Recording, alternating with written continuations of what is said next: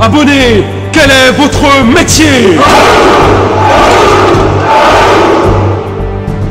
Salut les soldats, c'est Monard. Aujourd'hui on se retrouve pour un petit retour de brocante. Donc comme vous avez vu dans le titre, tout ça de cartes Yu-Gi-Oh plus un petit paquet pour 1 €. Donc vous allez voir avec moi ce qu'il y a dedans et si ça valait le coup ou pas. À 1 € de toute façon, voilà. Donc il y en a plus de 500 normalement, voilà. Hop, et un paquet à côté. Bon voilà, on va découvrir ça tous ensemble. Donc comme vous pouvez le voir, il y a pas mal de communes. Donc j'ai laissé les françaises là-bas en tas parce que je les ai classées en série. Donc il y a plusieurs séries dans chaque tas. Les deux premières lignes, ça va être des japonaises. Et juste derrière, ça va être les anglaises. Voilà pour les communes. Je me rappelle plus très bien du dessin animé, je regardais vite fait, mais moi j'attendais surtout Sakura. Moi j'aimais bien aussi, je me rappelle parce que je le trouvais stylé, c'était le magicien là. Bah, le magicien de Yugi justement. Le magicien sombre, magicien des ténèbres. Oui, j'aimais bien. Voilà, donc on commence. Donc dans les paquets, il y avait aussi des protège-cartes, donc ultra pot de couleur rouge. Comme vous pouvez le voir.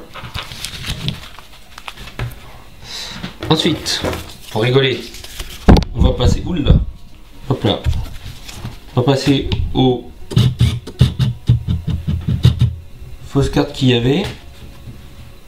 Donc voilà, je vais vous laisser regarder vite fait, hein. Mettez pause si vous voulez les voir. Oh, c'est vraiment dégueulasse. Et la peinture est partie, je sais pas.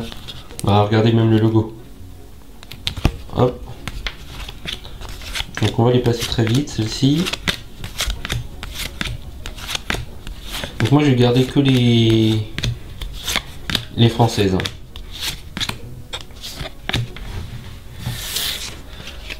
Enfin je vous dis je vais garder que les françaises à part celle-ci. Donc c'est des japonaises. En fait j'adore l'attaque qui était comme ça. C'était les premières cartes qui étaient sorties même en France avant les françaises.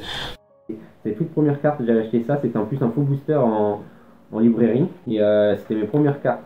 J'avais acheté pour jouer avec mon frère des Yos. Et on connaissait pas les règles parce qu'à l'époque les règles, enfin ça venait vraiment de sortir, c'était la première semaine. Donc les règles en plus c'était en japonais, donc va comprendre. Donc on jouait avec mes propres règles que j'avais inventées, donc à chaque fois évidemment c'est moi qui gagnais. Oui, il faut savoir que Manard c'est un gros tricheur. Hop. Il déteste ça. On a quelques trous noirs en anglais. Changement de cœur. Monster Reborn. Hop, toujours quelques rares en anglais. Des super rares en anglais. Voilà. Ensuite, il y avait aussi un petit mélange, donc il m'avait dit qu'il n'y avait que les cartes Yu-Gi-Oh! Ben, il s'est trompé. Donc il y a quelques cartes autres. Donc on avait ça, je sais pas ce que c'est, enfin c'est de l'Atlantide, ça vient de Nestlé, donc peut-être dans, je sais pas moi, un de leurs produits, des cartes à collectionner. Donc on a Ulysse et Léviathan, on a du Pokémon, donc on n'est pas là pour ça, donc je vais le passer très vite aussi.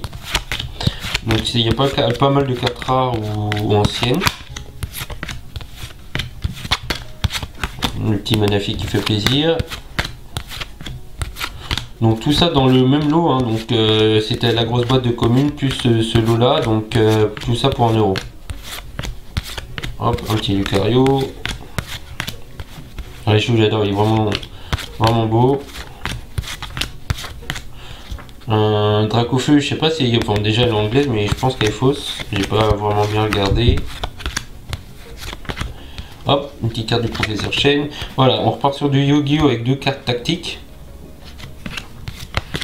Encore quelques communes, donc dans plusieurs langues. Hein. Vraiment passer si. Enfin, mettez pause si vous voulez voir, une petite fausse. Du Monster Reborn. Un petit Seigneur des dés. Hop, 2 petites cartes, vous savez, c'était les cartes à coller.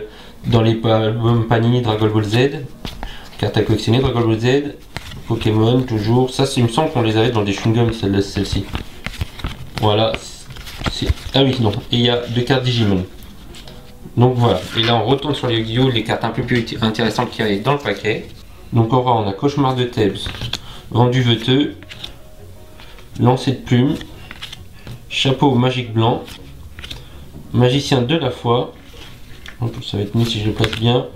Broyeur de mémoire, Fantôme des martyrs, Et en super rare, on a invalidité. Voilà. Et du coup, en dehors de ça, il y avait des cartes qui étaient dans leur protège cartes. Donc voilà, je vais vous les montrer. Donc là, c'est quelques communes basiques, on va dire. Monde des toons, monde donc combattant. Bah, c'est peut-être des cartes qu'il avait lui dans son propre deck, je sais pas.